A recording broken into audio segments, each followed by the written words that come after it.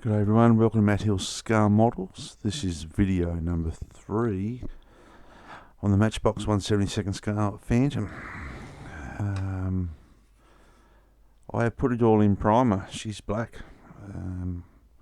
I've tried a product out for the first time, so this is the first time that I have used Mr. Finishing Surfacer 1500 Black. After watching the Rebels of Cloud 9 and Nigel's modelling bench, or modelling show, Nigel loves the Mr. Surfacer. I decided to give it a go, and I thinned this out with the Mr. Levelling Thinner in some spots, and then I thinned it out in other areas with the Automotive Lacquer General Purpose Thinner, which is a lot cheaper than Mr. Levelling Thinner. And I found no difference whatsoever in the finish, and the thinner is half the price and it smells the same, so it works well, the automotive thinner. I can tell straight away that the Mr. Surfacer 1500 product is far superior than anything else I've been using so far. It sprays well out of my airbrush. It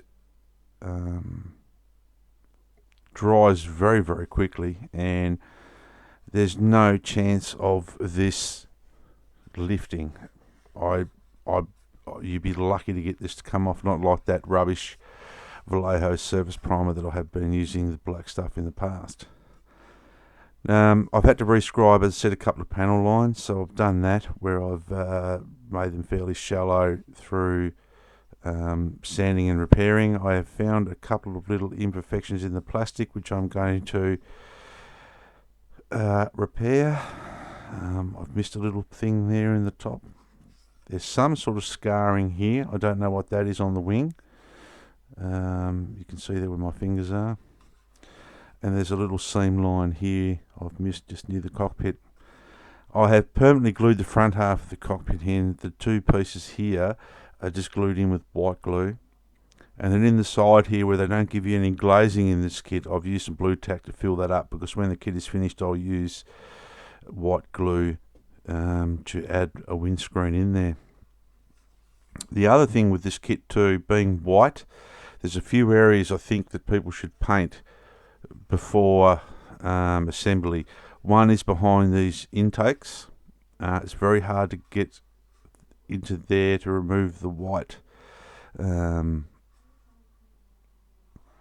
the trouble with white being moulded white. There is some white underneath there that you just can't get to, so I'd think that'd be worthwhile painting those as a separate part, even the back of them and in behind there, before you glue them on. I didn't think of that at the time.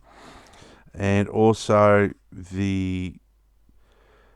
because the panel lines are quite deep, and where this wing join goes through here, this part of the wing section, you've got to give that a few good coats into this dark, deep area here, otherwise that brown will show through.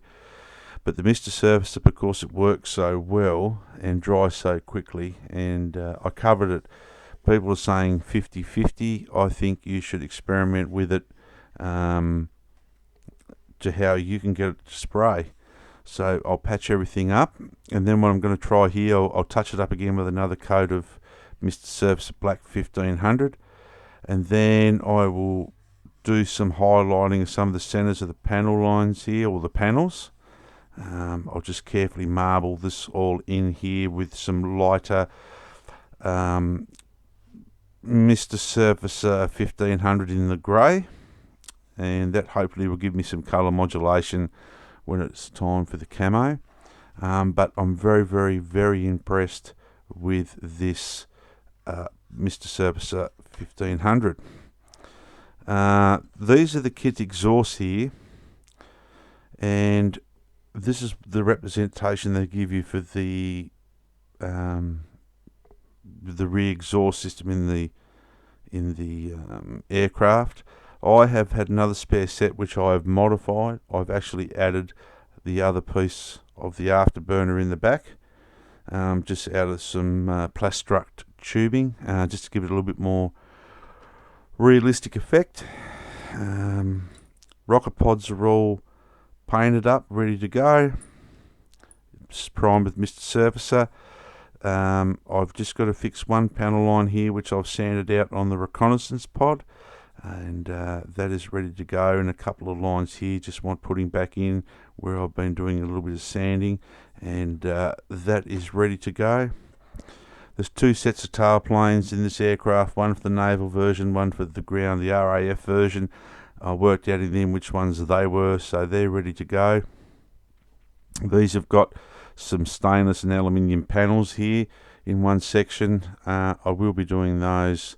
That's what I'm hoping this Mr. Surfacer won't peel, so my Vallejo metal paint colours I can airbrush on and hopefully get them to work on that, and the same with the rear part here. So that's what I'm hoping that it works, to try my metal type paints there.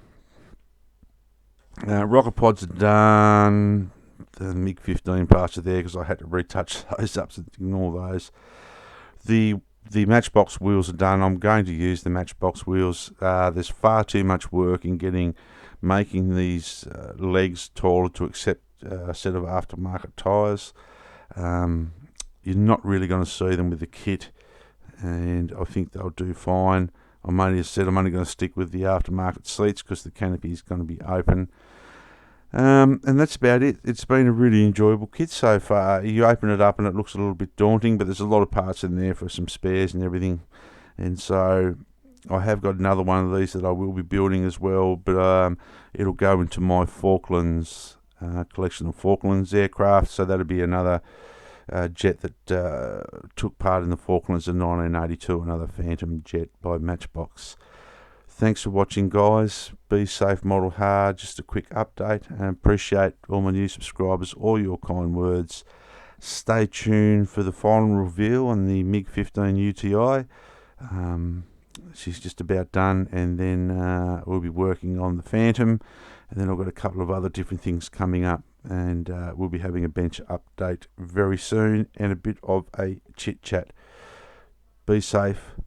Remember, a little bit of effort, you can get a good result from an old model kit, and I'm hoping to catch up with that greyhound jockey, the barnacle himself, the rusticle, the bilge rat, wherever he's gone to. I'll catch you later.